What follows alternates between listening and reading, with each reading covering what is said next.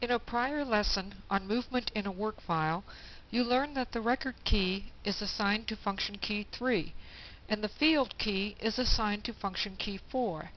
You also learned that these keys are used in conjunction with the second key, such as one of the cursor movement keys. There's another handy key combination that operators can use, provided they are not trying to bypass something they're supposed to be keying.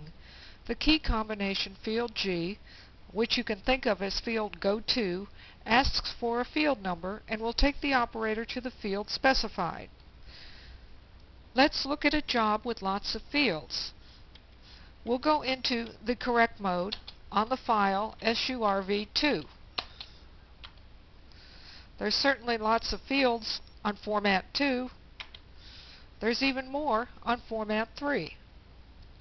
Suppose we want to get to the next to the last field on the screen. I can get to this field by pressing the field release key lots of times, but Unibase gives you a faster way to get there. I'll press the field key, function key 4, then I'll press the letter G, and Unibase asks me to select a field number. I happen to know that I want field 115, and if I enter that number, Unibase takes me down to field 115.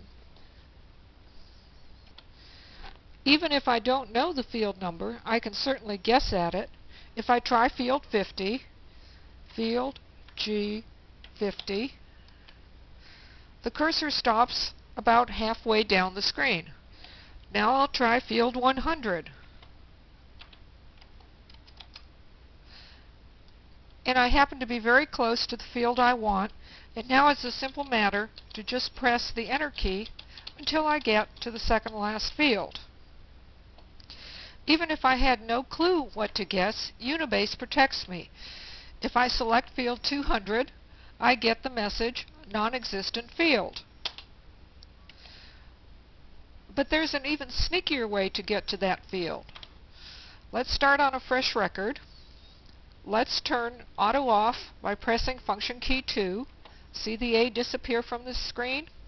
Now I'm going to do a record forward. I'm going to press function key 3, followed by the right arrow key, and the cursor stops on field 116. Remember that because the auto functions are off, we do not automatically release to the next record when we do a record forward. Now I can simply cursor back, and I'm in the second last field on the screen.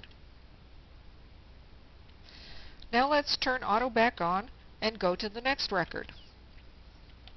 Unibase also has a tab key as one of the function keys. I know a lot of Windows-based or browser-based programs are set up so that the tab key takes you to the next area where you are to enter data. This is not true in a data entry environment.